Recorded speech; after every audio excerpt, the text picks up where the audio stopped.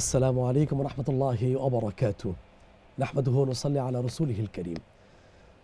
প্রিয় দর্শকবৃন্দ, স্বাগত জানাচ্ছি গ্রিন টিভি পরিবেশিত ড্রিম হোল্ডিংস লিমিটেড নিবেদিত আলোর পথ অনুষ্ঠানে। সঙ্গে থাকবো আমি মোহাম্মদ মুস্তফা জামান। আজকের আমাদের টপিক হচ্ছে হজে বিদআত ও ভুল। হজ এমন একটি ইবাদত যেটা কোরআন সুন্নাহর আলোকে করতে হয়।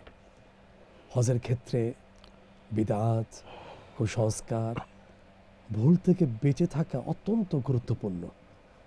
কারণ আল্লাহ সুবহানাহু ওয়া তাআলা আমাদেরকে সম্বোধন করে বলছেন ২৮তম পারা ৫ম পৃষ্ঠায়, মা আতাকুমুর রাসূলু ফাখুযু, রাসূল সাল্লাল্লাহু আলাইহি ওয়াসাল্লাম তোমাদের জন্য যা নিয়ে আসছেন সেটা তোমরা সানন্দ গ্রহণ করো, ওয়া মা নাহাকুম আনহু ফান্তাহু, আর যা করতে নিষেধ করেছেন তা বর্জন করো। আজকের আলোচনার বিষয় হচ্ছে এইটি যে হজের বিদআত এবং ভুল, এই গুরুত্বপূর্ণ বিষয় আলোচনা উপহার দেওয়ার জন্য আমাদের আমন্ত্রণ গ্রহণ করে আমাদের স্টুডিওতে উপস্থিত হয়েছেন আপনাদেরই পরিচিত মিডিয়া ব্যক্তিত্ব, হজ বিষয়ে দীর্ঘদিন পর্যন্ত প্রশিক্ষক হিসেবে কাজ করে আসছেন, বারবার হজে যাওয়ার তৌফিকও পাচ্ছেন সেই শ্রদ্ধাভাজন ব্যক্তিত্ব, ইস্কাটন গার্ডেন জামে মসজিদের মাননীয় খতিব মোহতারাম শেখ মোহতারাম মাওলানা গাজী সানাউল্লাহ রহমানী হাফিজাহুল্লাহ তাআলা। আসসালামু আলাইকুম ওয়া রাহমাতুল্লাহি ওয়া বারাকাতুহু। ওয়া আলাইকুম আসসালাম ওয়া রাহমাতুল্লাহি ওয়া বারাকাতুহু। মোহতারাম, মূল্যবান সময় দিচ্ছেন, কৃতজ্ঞতায় বলছি জাযাকাল্লাহু খাইরান। আলহামদুলিল্লাহ। আজকের বিষয়টা কিছুটা ব্যতিক্রম, তারপর আপনার কাছ থেকে ব্যতিক্রম ধর্মীয় আলোচনাটা খুব সুন্দরভাবে আমরা শুনবো, উপকৃত হব সমৃদ্ধ ইনশাআল্লাহ তাআলা। এই বিষয়ে আপনার কাছে আমাদের প্রথম প্রশ্ন হচ্ছে, হজের সময় সবচেয়ে বেশি যে বিদআতগুলো দেখা যায় সেগুলো কি কি? বেদাত নিয়ে আলোচনা করার আগে বেদাত কাকে বলে এটা একটু বলা দরকার। জি, যেটা সুন্নাহর খেলাফ সেটাই বেদাত। এখন বুঝি সুন্নাহ কাকে বলে। রাসূল করিম সাল্লাল্লাহু আলাইহি ওয়াসাল্লাম দুটো আঙ্গুল উঁচু করে বলেছেন, তারাকতু ফীকুম আমরাইন, আমি তোমাদের মধ্যে দুটো বিষয় রেখে গেলাম। সেটা কি? কিতাবাল্লাহি ওয়া সুন্নাতুর রাসূল। একটা হলো আল্লাহর কিতাব, একটা হলো আমার সুন্নাহ। এই দুই জিনিসের বাইরে যা কিছু আছে এই সমস্ত বিষয়কে কেউ যদি ইবাদত মনে করে এটাই বিদআত। এবার আপনি আসুন হজের ক্ষেত্রে। হজের ক্ষেত্রে প্রথম বিষয় হয়েছে যেটা সুন্নাহ এটাকে সুন্নাহ মনে করা, যেটা ওয়াজিব এটাকে ওয়াজিব মনে করা। আমি আবারও বলছি, যেটা সুন্নাহ এটাকে সুন্নাহ মনে করা, যেটা ওয়াজিব এটাকে ওয়াজিব মনে করা। কেউ যদি উল্টোটা করে ফেলে, সুন্নাহকে ওয়াজিব মনে করছে, ওয়াজিবকে সুন্নাহ মনে করছে, এটা বেদাত। আসুন, আপনি হজ যাত্রার শুরুতেই একটা ত্রুটি আমাদের মধ্যে হয়। নবী করিম সাল্লাল্লাহু আলাইহি ওয়াসাল্লাম উমরার ক্ষেত্রে 4টি কাজকে আবশ্যক করেছেন, 2টি ফরজ 2টো ওয়াজিব। এর বাইরে আবশ্যক কিছু নেই, বাকি সব সুন্নাহ। বাকিগুলো আপনি করলে সওয়াব পাবেন, না করলে গুনাহ নেই। এই সুন্নাহকে আমরা ওয়াজিব মনে করি। সেটা কোনটা? নবী করিম সাল্লাল্লাহু আলাইহি ওয়াসাল্লাম ঘর থেকে বের হওয়ার সময় 2 রাকাত সালাত আদায় করেছেন। এই সালাতের কোনো নাম নেই, এটা নফল, এটা সুন্নাহ, নবীজি পড়েছেন। পড়তে পারলে ভালো, পড়তে না পারলে সমস্যা নেই। আপনি দেখবেন কোনো বাংলা বইয়ের মধ্যে লেখা আছে সলাতুল ইহরামের নিয়ত, এটা সম্পূর্ণ বিদআত, কুল্লু বিদআতিন দালালা। এবং হাজী সাহেবদেরকে দেখবেন তারা হজ ক্যাম্পে গিয়ে বলছেন, হুজুর আমার 10 লক্ষ টাকা জ্বলে গেল। কেন ভাই? আমি তো 2 রাকাত নামাজ পড়তে পারলাম না। আশ্চর্য কথা, গোটা হজের সফর তার ম্লান হয়ে যায়, ও যে 2 রাকাত নামাজ তিনি পড়েন। তো এটা সুন্নাহ, পড়তে পারলে ভালো। কোনো কারণে ভদ্রলোক এটাকে হজের অত্যাবশ্যক ওয়াজিব মনে করছেন, বিধান এটা মনে একটা করছে। গুরুত্বপূর্ণ বেদা। এই জন্য এটা থেকে আমাদের বেঁচে থাকতে হবে। আলহামদুলিল্লাহ, আপনি যদি পড়তে পারেন ভালো। 2 নম্বর বিষয় হলো হজের গোটা সফরে 30 দিন, 40 দিন, 47 দিন, 52 দিন পর্যন্ত কোনো হাজী সাহেব থাকেন। গোটা সফরে একটা মাত্র দোয়া, সেটা কি? লাব্বাইক আল্লাহুম্মা লাব্বাইক, লাব্বাইক লা শারীকা লাক লাব্বাইক, ইন্নাল হামদা ওয়ান নি'মাতা লাকা ওয়াল মুলক লা শারীকা লাক। নবীকে জিজ্ঞেস করা হয়েছেন আইয়ুল আমালি আফদালু ফিল হজ, অথবা আইয়ুল হজ্জ আফদালু ইয়া রাসূলুল্লাহ, হজের মধ্যে কোনটা সবচেয়ে গুরুত্বপূর্ণ? আইয়ুল আমলি আফদালু ফিল হজ, হজের মধ্যে কোন আমল বেশি গুরুত্বপূর্ণ? দেখুন, নবীজি কোনটাকে গুরুত্ব দিয়েছেন আর আমরা কোনটাকে গুরুত্ব দিচ্ছি। রাসূল বলেছেন আল আজ্জু ওয়াস সাজ্জু। আজ্জু মানে কি? কিতাবের মধ্যে আপনি জানেন আমার চেয়ে ভালো, কিতাবের মধ্যে লেখা আছে আল আজ্জু ইয়ানি আত-তালবিয়াতু বিসাউতিন আলিন, আত-তালবিয়াতু বিসাউতিন আলিন, উচ্চ স্বরে তালবিয়া পড়া। নবীজি বলেছেন যেই উমরা এবং হজের সফরে তালবিয়াটা উঁচু স্বরে হবে, এটা আল্লাহ তাআলার কাছে বেশি কবুল হবে। সুবহানাল্লাহ। এবার আপনি আমাদের জীবনে আসুন, আল্লাহ ক্ষমা করুক, আমাদের মধ্যে সবচেয়ে অবহেলিত আমল এই তালবিয়া, অথচ উমরা এবং হজের ক্ষেত্রে সবচেয়ে গুরুত্বপূর্ণ আমল তালবিয়া। আপনি দেখুন বাংলাদেশ থেকে নিয়ে আরাফা পর্যন্ত ঘুরে আসা নিয়ে মক্কা মদিনার সমস্ত কাজে হজের সমস্ত বিধানে কোথাও কোনো আলাদা করে হজের জন্য নামাজ নেই, হজের জন্য দোয়া নেই, একটা মাত্র দোয়া এহরাম পড়ার পর থেকে তালবিয়া। এই জন্য 2 নাম্বার আমাদের বেদাত হলো আমরা তালবিয়াটা সবচেয়ে বেশি পড়ার কথা, এটা সবচেয়ে কম পড়ি। তালবিয়ার ক্ষেত্রে একটা সুন্নাহ আছে, করণীয় আছে, একটা বর্জনীয় আছে। করণীয় কি? রাসূল করিম সাল্লাল্লাহু আলাইহি ওয়াসাল্লাম যখন তালবিয়া পড়তেন একাধারে 3 বার পড়তেন, পুরা একাধারে 3 বার। আর কখনো কোনো প্রয়োজন হলে একবার পরে থেমে যেতেন। আমাদের অবস্থা হলো লাব্বাইক আল্লাহুম্মা লাব্বাইক, ওরে বাপরে বাপ কি সুন্দর বিমান যা দেখেছেন, মানেটা কি ভাই? আপনি তালবিয়া পড়ছেন মানে আপনি আল্লাহর বরত্ব ঘোষণা করছেন। আপনি আল্লাহকে বলেন নাউজুবিল্লাহ যে আল্লাহ আপনি একটু ওয়েটে থাকেন, আমি একটু বিমানটা দেখিনি। এটা আমাদের হয়। আপনি যখন তালবিয়া পড়ছেন, এহরাম বাঁধলেন, আপনি একটা অবস্থার মধ্যে প্রবেশ করেছেন, এখন আপনি আর আপনার মধ্যে নেই। এজন্য আপনার দুনিয়াবি কোনো কথা বলতে আপনি তালবিয়া শেষ করুন। কেউ কথা বলতে চেয়েছে, আপনি হাত দেন, শেষ করে নিন লাব্বাইক আল্লাহুম্মা লাব্বাইক। 4 নম্বর ত্রুটি এবং বেদাত আপনি বলতে পারেন, তাওয়াফের মধ্যে আমরা যেটা করি সবচেয়ে ভয়ঙ্কর বিষয়, সেটা সেলফি জানে না। সেলফি যুক্ত তাওয়াফ হয় আমাদের, নাউজুবিল্লাহি মিন যালিক। অথচ তাওয়াফের ব্যাপারে কিতাবের মধ্যে বলা হয়েছে আর তাওয়াফু কাসসালাত, তাওয়াফ হলো নামাজের মতো, ইল্লাল কালাম। নামাজের জন্য ওযু লাগে, তাওয়াফের জন্য ওযু লাগে। নামাজ শুরু হয় আল্লাহু আকবার দিয়ে, তাওয়াফ শুরু হয় বিসমিল্লাহি আল্লাহু আকবার দিয়ে। নামাজের সময় হাত উঠাই, তাওয়াফের সময় হাত উঠাই। নামাজেও দোয়া পড়ি, তাওয়াফেও দোয়া পড়ি। নামাজে আমি মোবাইলে কথা বলছি না, তাওয়াফে কেন মোবাইলে কথা বলছি? মহতারাম মোস্তফা জামান, আপনাকে আমি বলবো সবচেয়ে দুঃখজনক ঘটনা হলো ওয়াইফ থাকে পিরোজপুরে, স্বামী আছে জাদ্দায়, তিনি তাওয়াফ করতে গেছেন, ফেসবুকে লাইভে দেখাচ্ছে, দেখছো জরিনা আমি এখন তাওয়াফে আছি। ভাবি সাহেবা মেক্সি পরে লতি বাঁচতেছেন, গোটা তাওয়াফের লোকজন এটা দেখতেছেন। নাউজুবিল্লাহি মিন যালিক। আপনার স্ত্রীর পর্দা রক্ষা করা আপনার দায়িত্ব এবং পবিত্র স্থানে পবিত্রতা রক্ষা করা আপনার দায়িত্ব। খাটের উপরে ভাবি সাহেব শুয়ে আছেন, তার গায়ের মধ্যে কোনো কাপড় নেই, সেটা তার স্বামীর জন্য হালাল, কিন্তু গোটা মাতাফকে তিনি দেখাচ্ছেন। এই জন্য আমি আপনার মাধ্যমে বিনীত অনুরোধ করব, আল্লাহ তাআলা যেন আমাদেরকে মোবাইল এবং সেলফি মুক্ত হজ করার তৌফিক দেন। তাওয়াফের ক্ষেত্রে বিদআত, আর আরাফার ময়দানে অবস্থান করার ক্ষেত্রে নাউজুবিল্লাহি মিন। দেখুন আরাফার ময়দানে অবস্থায় এ ধরনের সেলফি থেকে অবশ্যই মুক্ত থাকতে হবে। আরাফার ময়দানে অবস্থান করার ক্ষেত্রে শরীয়তের 2টা বিধান, একটা হলো ফরজ, একটা ওয়াজিব। ফরজ কতটুকু? ফিকশন অফ সেকেন্ড, 1 সেকেন্ড পরিমাণ থাকলে ফরজ আদায় হয়ে যাবে। ওয়াজিব কতটুকু? বাদা জাওয়াল, সূর্য ঢলে পড়া থেকে নিয়ে সূর্যাস্ত পর্যন্ত আরাফার ময়দানে অবস্থান করা ওয়াজিব। লক্ষণীয় বিষয় হলো আরাফার ময়দানে যে বেদাতটা এবং যে ভুলটা, যে ত্রুটিটা আমরা করে থাকি, আসরের পরে সবাই গাট্টি বুসকা নিয়ে উঠে পড়েন, আপনি উঠুন, নো প্রবলেম, বাট কোনোভাবেই যেন আরাফা ময়দান আমরা না ছাড়ি। আরেকটা কথা হলো মহতারাম ভাই, আপনি তো যাবেন সন্ধ্যা 7টার পরে, তো আগে বাসে উঠার দরকার কি? বাস চলে যাক না, আমরা একটা জামাত থাকি যারা হেঁটে যাব। আমি বাংলাদেশে যারা হজ এজেন্সির কার্যক্রমের সাথে যুক্ত তাদেরকেও বলবো, সব জায়গায় আরামটা খোঁজার প্রয়োজন নেই ভাই। আরাফা থেকে মুজদালিফা যাওয়া এটাই তো হজ, সবচেয়ে গুরুত্বপূর্ণ। একটু ওয়েট করি আমরা দেখি যে আসরের পর থেকে হই হুল্লোর একটা চিৎকার চেঁচামেচি, এই সময়টা দোয়া কবুলের সময়। নবী করিম সাল্লাল্লাহু আলাইহি ওয়াসাল্লাম 6.5 ঘন্টা পর্যন্ত হাত উঠিয়ে আল্লাহর কাছে দোয়া করেছেন। আরাফার ময়দানের জন্য আমরা দোয়া করি, কোথায় জুস দিল, কোথায় ছাতা দিল, কোথায় খাবার দিল। আপনি 10 লক্ষ টাকা খরচ করে হজে গিয়েছেন, 2 টাকার জুস আর 1 টাকার ছাতা কুড়ানোর জন্য নয়। এজন্য আরাফার ময়দানে মূল ইবাদত হলো দোয়ার মধ্যে মনোযোগ থাকা। মূল বেদাত হলো দোয়া রেখে কোথায় জুস দেয়, কোথায় সাবিল দেয়, কোথায় ফ্রি খাবার দেয়, লাবান দেয়, এগুলি পিছনে দৌড়ানো।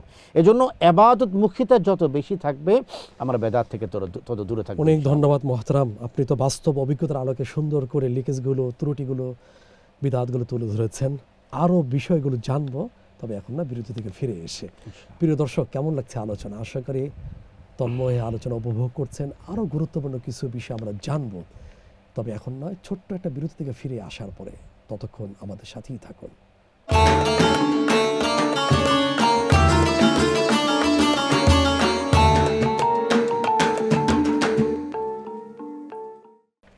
সম্মানিত দর্শক, বিরতির পর আরও একবার স্বাগত জানাচ্ছি আলোর পথ অনুষ্ঠানে।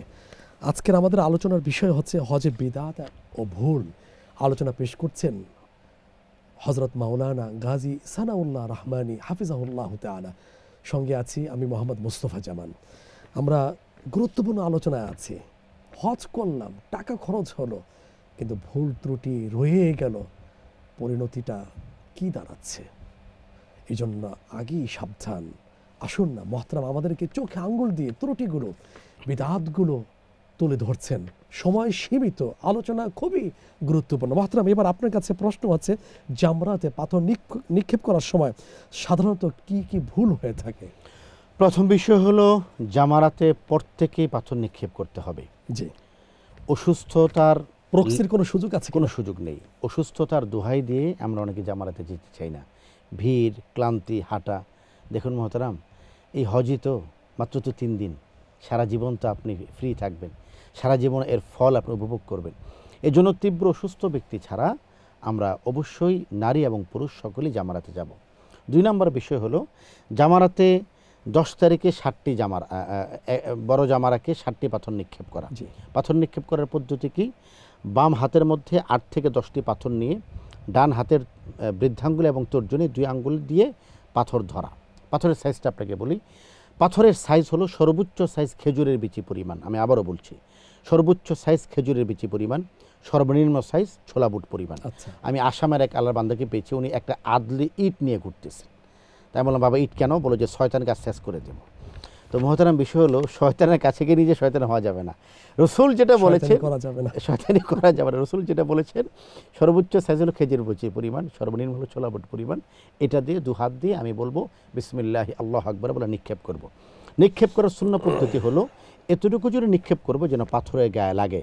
যদি লাগে আলহামদুলিল্লাহ, লাগলো না ভিতরে পড়ে গেল আলহামদুলিল্লাহ, লেগে বাইরে চলে আসলে আবার মারতে হবে। আচ্ছা আচ্ছা, একটা ওই বৃত্তির ভিতরেই পরে যদি চলে যায়। এই জন্য রাসূল করিম সাল্লাল্লাহু আলাইহি ওয়াসাল্লাম এতটা জোরে মেরেছেন, হাদিসে এসেছে রাসূলের বগলের শুভ্রতা প্রকাশ পেয়েছে। মানে একটু জোরে মারা, নারীরাও জোরে মারবেন। আর একটু কাছাকাছি গিয়ে মারলে গায়ে লাগে, গায়ে না লাগলে ভিতরে পড়ে গেলেও আদায় হয়ে যাবে।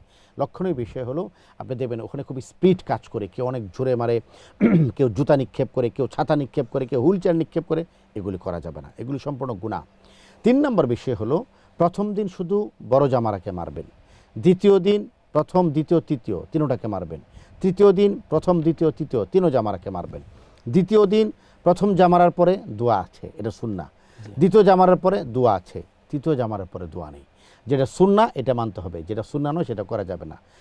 তৃতীয় দিন প্রথম জামারার পরে দোয়া করবেন, এটা সুন্নাহ, দ্বিতীয় জামারার পরে দোয়া করবেন, সুন্নাহ, তৃতীয় জামার উপরে দোয়া নেই। এইগুলি হলো জামারা সংক্রান্ত মৌলিক কর্মকাণ্ড এবং যে সমস্ত ত্রুটি থেকে আমাদের বেঁচে থাকতে হবে। মূল কথা হলো শরিয়া যেভাবে বলেছে সেভাবেই আমি কার্যক্রম করব। 60টি পাথর 7 বারে মারব। কোনো ব্যক্তি যদি 60টি পাথর একবারে মেরে দেন তাহলে তার একবার হবে। 2 নম্বর বিষয় হলো আপনি আপনার বোতল থেকে অথবা পকেট থেকে বের করে, আপনার ব্যাগ থেকে বের করে আপনি পাথর নেবেন। কোনোভাবেই সেখানে ছড়িয়ে ছিটিয়ে থাকা পাথর সংগ্রহ করে মারা যাবে না, পরিত্যক্ত পাথর নেওয়া যাবে না। এই কাজগুলি থেকে বেঁচে থাকতে হবে। আর এগুলো সংগ্রহ করে নিয়ে আসবে মুজদালিফা থেকে ইনশাআল্লাহ। সুন্দর কথা বলেছেন আপনি, উদাহরণ দিয়ে, রসকস দিয়ে, জাযাকাল্লাহু খাইরান। এরপর আরেকটি বিষয়, যেহেতু আজকের বিষয়ের সাথে সরাসরি সম্পৃক্ত প্রশ্নটি, সেটা হলো ইহরাম অবস্থায় কোন কোন কাজ করা বিদআত বা নিষিদ্ধ হিসাবে গণ্য হতে পারে? সংক্ষেপে কিছু তো বড় কাজ হলো যে স্ত্রী ঘনিষ্ঠতা হওয়া, অশ্লীল কাজ করা, অশ্লীল কথা বলা, অশ্লীল কিছু দেখা। দেখুন আমাদের হাতে যদি ফেসবুক থাকে, ইউটিউব থাকে, ফেসবুক ইউটিউব জানেন আমি ইহরাম অবস্থায় আছি, ও আমাকে পাক মনে করছেন, আমাকে নাপাকি মনে করছে, এমন অনেক কিছু চলে আসবে যেটা আমার চিন্তা শক্তি অপবিত্র হতে পারে, আমার চোখ অপবিত্র হতে পারে। রব্বুল আলামিন কোরআনুল কারীমের মধ্যে ইহরাম অবস্থায় 3টে কাজ করতে নিষেধ করেছেন। এই 3 কাজ থেকে দূরে থাকা, ফালা রফাসা ওয়ালা ফুসুক ওয়ালা জিদালা ফিল হজ। একটা হলো অশ্লীল কথা বলা যাবে না, অনর্থক কথা বলা যাবে না, ঝগড়া করা যাবে না। আল্লাহ ক্ষমা করুক, মিনার ময়দানে মাত্র 1.5 ফিট জায়গাতে ঘুমায় রাজা বাদশারা সবাই। একটা রুমের মধ্যে কেউ কোনো দিন 2 জন 3 জন 4 জনের বাইরে রুম শেয়ারিং করে নেই। গ্রামের বাড়িতেও আমরা যখন থেকেছি 4 জন, সর্বোচ্চ 5 জন। আপনি যখন মিনার তাঁবুতে থাকবেন এক রুমের মধ্যে 250 লোক। তো এইখানে গরম থাকবে, কারো নাকের আওয়াজ থাকবে, আল্লাহ মাফ করুক, কারো ঘামের দুর্গন্ধ থাকবে। আমি যেন ইহরাম অবস্থায় ঝগড়া কারোর সাথে না করি। আমি বাথরুমে গিয়েছি, আল্লাহ মাফ করুক, এটা কেমন শোনা যায় আমি জানি না, মোবাইল নিয়ে যেন বাথরুমে না যাই। বাংলাদেশে মোবাইল নিয়ে বাথরুমে যে সমস্যা নাই, বাথরুমে বসে অনেকে ফেসবুক করে, বিবিসির খবর দেখে, এটা তার বিষয়। কিন্তু মনে রাখতে হবে আমি যখন মিনা, আরাফা, মুজদালিফা ইহরাম পরে বাথরুমে গেলাম, আমার সামনে আরও 19 জনের লাইন আছে। যত দ্রুত সম্ভব আমি বাথরুম থেকে বেরিয়ে আসবো। ইহরাম পরার পরে কোনো মানুষ যেন আমার মাধ্যমে কষ্ট না পায়, এটা কনফার্ম করা। কিছু বিষয় আছে ইহরাম পরার পরে সুগন্ধিযুক্ত কোনো কিছু ব্যবহার করা যাবে না। এখন সুগন্ধি কাকে বলে? সব কিছুতে সুগন্ধি আছে, ফুকাহা কেরামগণ বলেছেন শুধুমাত্র ওয়াশরুম থেকে বের হওয়ার পরে হ্যান্ড ওয়াশ দিয়ে হাত ধোয়া এবং সাবান দিয়ে হাত ধোয়া এবং বিশেষ প্রয়োজন হলে ব্রাশ করা, এই 3টার অনুমতি আছে। এছাড়া অন্য কোনো সুগন্ধিযুক্ত জিনিস ব্যবহার করা যাবে না। খাবারের ঘ্রাণ নিলে, বিরিয়ানি, কাচ্চি বিরিয়ানি এসছে, খাবারের ঘ্রাণ নিলে না ভাঙবে না। অনেকে বলেন যে শিকার করা যাবে না, আমি এই বক্তব্যের সাথে একমত না। এগুলো আগে ছিল, মানুষ যখন হজে যেত এহরাম পরে, তখন রাস্তায় বন জঙ্গল পড়তো, সমুদ্র পড়তো, সেই শিকার করায় যে মানে মাসলাইল ছিল। তো এখন তো আসলে শিকারের সুযোগ নেই। এহরাম পরে কেউ কবুতর ধরে, এটা আমার কাছে মনে হয় না। তো কেউ বলে যে মশাও মারা যাবে না, এটা ভুল। মশা মারা যাবে না কেন ভাই? আর মিনা আরাফা, মুজদালিফায় মশা থাকে না। এখন একটা পিঁপড়া আপনার গায়ের উপর পড়েছে, আপনি পিঁপড়াটা সরাই দেন, এই পিঁপড়া মারলে আপনি শিকারই হবেন এমন নয়। এগুলি অনর্থক কথা। চুলকানো যাবে না, এটাও ভুল কথা। চুলকানো যাবে, তবে এমন চুলকানো যাবে না যেন চামড়া বেরিয়ে আসে, আপনার লোম যাতে উঠে না যায়, লোম যাতে উঠে না যায়। 3 নম্বর বিষয় হলো কি মোহতারাম, সব কিছুর পরেও একটু দাড়ি পরে, একটু চুল পরে, একটু নাক চুলকায়, কিছু পশম পরে, কিছু টাকা সাদাকা করে দেওয়া। এই কথা মনে না করা যে আমার উমরাটা, আমার হজটা একেবারে শতভাগ নির্ভুল হয়েছে, না, টুকটাক কিছু ভুল আমাদের থাকতেই পারে। এই জন্য 100 রিয়াল, 50 রিয়াল, 200 রিয়াল সাদাকা করে দেওয়া। বলতে পারেন সাদাকাটা কোথায় করবে? হারামের মধ্যে আমাদের বাঙালি ভাইরা আছেন যারা ক্লিনার, আল্লাহ মাফ করুক, কেউ যেন এদেরকে তাচ্ছিল্যের নজরে না দেখে। নট, সে ক্লিনার নন, সে হযরত ইব্রাহিম আলাইহিসসালামের পক্ষ থেকে দায়িত্বপ্রাপ্ত ব্যক্তি। ওয়াহিদানা ইলা ইব্রাহিমা ওয়া ইসমাঈলা আন তাহহিরা বাইতি লিত-তাইফিনা ওয়াল আকিফিনা ওয়ার রুকআস সুজুদ। হে ইব্রাহিম, আপনি আমার বান্দার আমার ঘরে আসবে, তাদের জন্য কাবা ঘরকে পরিষ্কার করে রাখুন। বিশ্বাস করেন মোহতারাম, যারা কাবা ঘরকে পরিষ্কারের দায়িত্বে আছে, আমার তাদের হাতে চুম্বন খেতে মনে চায়, কপালে চুম্বন খেতে মনে চায়। আহ, কত সৌভাগ্য! আমরা যেন কেউ তাচ্ছিল্য না করি। দেখো, ক্লিনার সুইপার, নাউজুবিল্লাহ, আল্লাহর ঘরের খাদেম সে, আপনি তাকে সম্মান করুন এবং টাকাটা তাচ্ছিল্যের সাথে দেশ ধরো, এমন নয়। আর এই ব্যাপারে তো প্রথম আদেশ দিয়েছেন পৃথিবীর শ্রেষ্ঠ মানুষ খলিলুল্লাহ সুবহানাল্লাহ ইসলামকে, জি জি, তার সন্তান ভাবি পয়গম্বর ইসমাইল ইসলামকে, জি, এবং আমাদের ভাইরা তাদের প্রতিনিধি। এজন্য অত্যন্ত সম্মানের সাথে তার হাতে আপনি 100 রিয়াল গুজিয়ে দিয়ে বলেন, ভাই তুমি আল্লাহর ঘরে আছো, একটু দোয়া করো। তাদের সাথে আমাদের ভালো আচরণ করা উচিত। আল্লাহ ক্ষমা করুক, আমরা বোধহয় বাঙালি বলেই না তাদের সাথে খুব বাজে আচরণ করি, এবং তারা পরিষ্কার রাখতে চায়। আমি জমজমের পানি খাচ্ছি, আমি মাথাফের মধ্যে ফেলছি, আমি নোংরা করছি, আবার তারা এসে কথা বললে আমরা তাদের সাথে উত্তেজিত হয়ে যাচ্ছি। আল্লাহ ক্ষমা করুক। মূল কথা হলো, এহরাম পরার পরে আমার পক্ষ থেকে, আমার মুখের কথার মাধ্যমে, আমার কার্যক্রমের মাধ্যমে অন্য কোনো মুসলমান যেন ক্ষতিগ্রস্ত না হন, এই বিষয়টা কনফার্ম গ্রহণ এহরামের সবচেয়ে বড় দাবি। অনেক ধন্যবাদ মোহতারাম, আরও জানতে ইচ্ছা করছিল কিন্তু শেষ করতে হচ্ছে। যতটুকু জেনেছি শুনেছি, আল্লাহ তাআলা আমাদেরকে, যারা পরবর্তী হজে যাবেন, তারা যেন ওই ভুল ভ্রান্তি থেকে মুক্ত থেকে একটি সুন্দর হজ করতে পারেন। আল্লাহুম্মা আমিন। আল্লাহ তৌফিক দান করুন। আপনাকে ধন্যবাদ জানাচ্ছি আমার কথাগুলি বলবার সুযোগ করে দেওয়ার জন্য, এবং টেলিভিশনকে ধন্যবাদ জানাচ্ছি, দর্শক শ্রোতাদেরকে ধন্যবাদ জানাচ্ছি। জাযাকাল্লাহু খাইরান। প্রিয় দর্শক, হজের সৌন্দর্য হলো সুন্নাহ অনুসরণ করে বিদআত থেকে বেঁচে থেকে আদায় করা। কারণ রাসূলুল্লাহ সাল্লাল্লাহু আলাইহি ওয়াসাল্লাম বলেছেন, মান আহদাথা ফি আমরিনা হাযা মা লাইসা মিনহু ফাহুয়া রাদ্দুন। আমাদের এই দিনের কাজে কেউ যদি নতুন সংযোজন করে থাকে, তাহলে সেটা প্রত্যাখ্যাত হবে। আসুন না মুহতারামের এই সুন্দর গুছানো সংক্ষিপ্ত আকারের যে আলোচনা, সেটাকে সামনে রেখে সৈশুদ্ধভাবে হজ করার নিয়ত করি। আল্লাহ যখনই তৌফিক দেবেন, তৌফিক কামনাও করতে থাকবো, এবং আমাদেরকে কবুল হজ নসিব করুন, এই প্রত্যাশায় আজ আয়োজন থেকে বিদায় নিচ্ছি। যারা শুরু থেকে শেষ পর্যন্ত সম্পৃক্ত ছিলেন, সবার প্রতি কৃতজ্ঞতায় বলছি জাযাকুমুল্লাহু খাইরান। আসসালামু আলাইকুম ওয়া রাহমাতুল্লাহি ওয়া বারাকাতুহু।